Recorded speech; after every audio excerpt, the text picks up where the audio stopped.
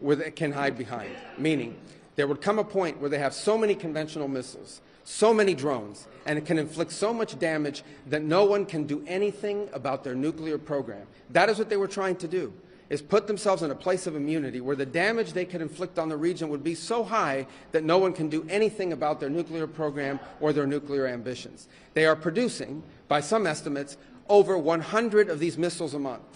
Compare that to the 6 or 7 interceptors that can be built a month. They can build 100 of these a month, not to mention the thousands of one-way attack drones that they also have. They've been doing this for a very long time, and by the way, they've been doing it under sanction. You see the attacks they're conducting right now? They're attacking airports, they're attacking hotels, they're hitting not just military bases, they're attacking our embassies directly, they're attacking facilities that have nothing to do with war or with military, and that's a weakened Iran. That's in Iran despite years of sanction. Imagine a year from now, or a year and a half from now, the capabilities they would have to inflict damage on us. It's an unacceptable risk, especially in the hands of a regime that's run by radical clerics. The Ayatollah was a radical cleric. That entire regime is led by radical clerics who don't make geopolitical decisions. They make decisions on the basis of theology, their view of theology, which is an apocalyptic one. That has to be taken very seriously as well. So that was the purpose for what this operation is all about. That's what it's focused on. As the President said earlier today, it is on or ahead of schedule. I will defer to the Department of War to discuss the progress being made at a tactical level, but it was the right decision and an important decision for the safety and security of the world. Does Congress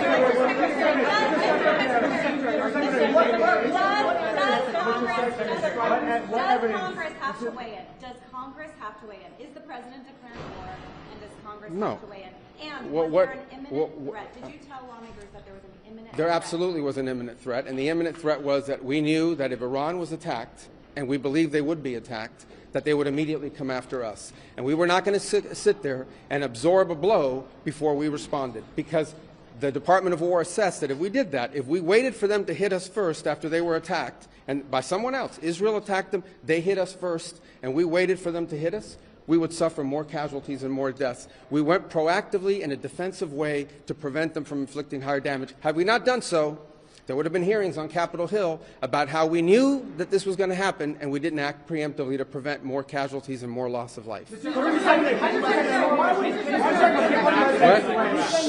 was forced to strike because of an impending Israeli action? No, let me two things I would say. Number one is, no matter what, ultimately this operation needed to happen. That's the question of why now.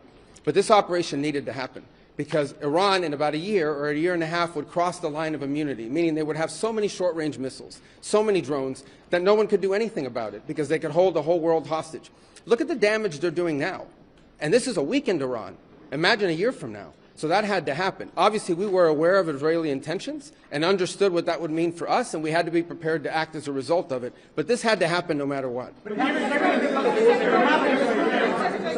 Secretary, President Trump said overnight that his top choices to now run Iran were killed in the strikes. Does the United States have a firm plan for how they intend to handle this power vacuum in Iran to ensure that an Iranian hardliner does not take power? So two things, and two things can be true. Number one is our mission and our focus is the destruction of their ballistic missile capabilities and their ability to manufacture them, as well as the threat posed by their Navy to global shipping. That's our objective. That said, we would not mind, we would not be heartbroken, and we hope that the Iranian people can overthrow this government and establish a new future for that country. We would love for that to be possible. But the objective of this mission is the destruction of their ballistic missile capabilities and of their naval capabilities. How does the United States, Mr. Secretary, Yep. So are you saying, based on that, are you saying that there is no responsibility, no plan for the U.S. to at least play a role in whatever government comes next? We might. We'll see how circumstances play out. But I'm telling you what the objectives of this operation are. The objectives of this operation are to destroy their ballistic missile capability and make sure they can't rebuild it, and make sure that they can't hide behind that to have a nuclear program. That's the objective of the mission. That said, abundantly clear, we would love for there to be an Iran that's not governed by radical Shia clerics. As I've said myself repeatedly for years, the leadership of that country does not reflect the people of Iran, and I think that's been pretty apparent in the protests that you've seen.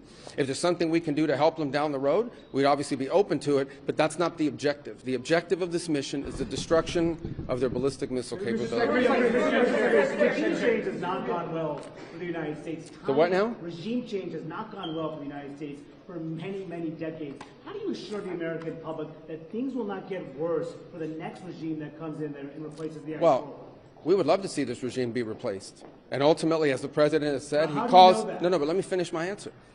As the president has said, he would love for the people of Iran to take